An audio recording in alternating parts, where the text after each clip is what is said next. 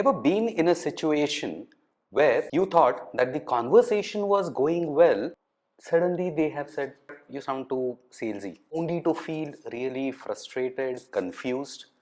Well, that's how it would make me feel as well. You're probably thinking, hey, all I was trying to do was just help them. Here's the truth, my friend.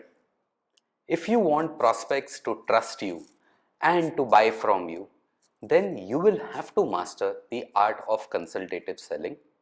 And I can assure you that if you learn these three shifts in your language pattern, then you will never sound salesy again, or you will never get into pushy sales again. I have been in hundreds and thousands of demos all throughout my career with founders, with first time founders, with senior execs. And I've had the front row seat to really observe when prospects really mentally check out. It's not when the product is being explained, but it depends on how the product is being explained. Let me tell you further. I once recorded a founder doing a demo where he used the phrase game changing solution like 15-20 times throughout.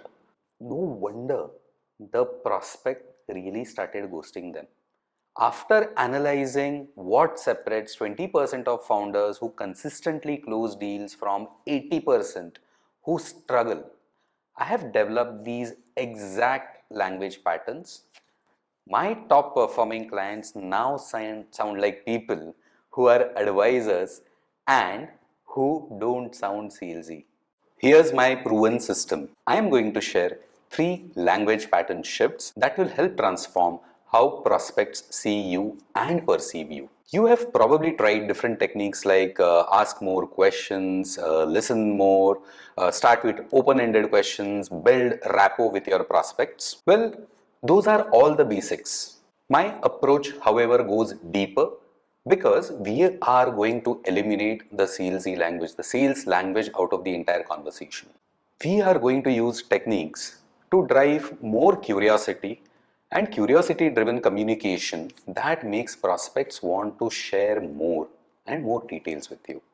Language shift number 1, from solution pusher to problem explorer. The fastest way to sound salesy is to straight away jump into discussing your product.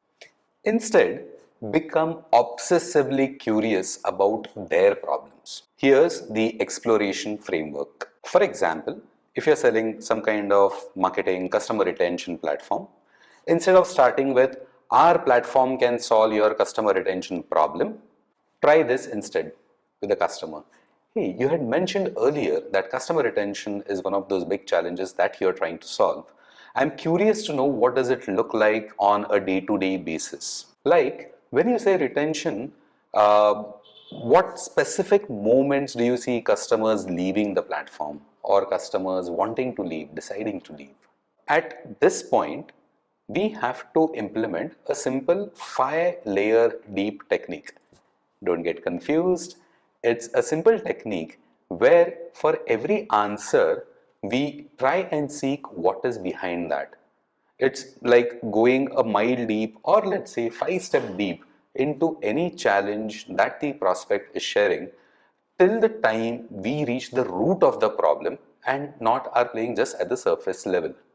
For example, if it's related to certain process, then the way I would approach is, hey, who runs the process? When do they run the process? What are the different steps? What happens if there are breakages at a particular step? What is the impact on business? How do they recover from this? What is the corrective action required? How does it impact the business? It's only when you have gone to the root of the problem that is where you will truly start understanding about the customer's challenges, not just at a surface level, but as we call a mile deep. It is also important to make your prospects remind you of the last time they faced such a challenge. The recency effect can also play in, and recounting the entire pain they had to go through, that will probably help them open up again and share with you in detail what the problem really is. There's a simple psychology at play here. When you demonstrate that genuine interest in being that person, the company, the group, to help them solve their challenges, They are going to stop seeing you as a vendor and rather as an advisor, because the primary intent is to go to the depth of the problem and solve it, and not just push for some software, some SaaS solution, some hardware, whatever it may be. Language shift number 2, from confident claims to humble hypothesis. Now, this is where the shift needs to happen. Nothing sounds more salesy than absolute statements. Instead, use tentative language that drives collaboration and discussion. Instead of saying, hey, implement this and your conversion rates will go up by 30%, try this instead. Well, I feel when we have done this in the right way, it would have a positive impact. This forces them to give it a thought, share their opinion, even if it might not be in your favor. At least what you get to hear is where the customer, where the prospect is at.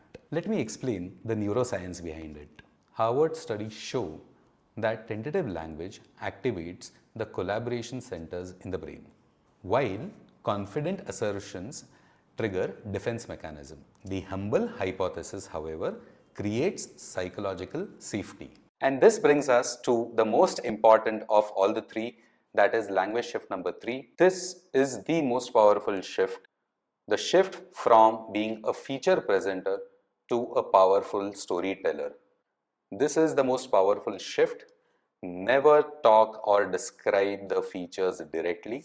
Instead, craft simple stories around those particular features, especially the outcomes that people similar to them, other folks, have been able to achieve with your help.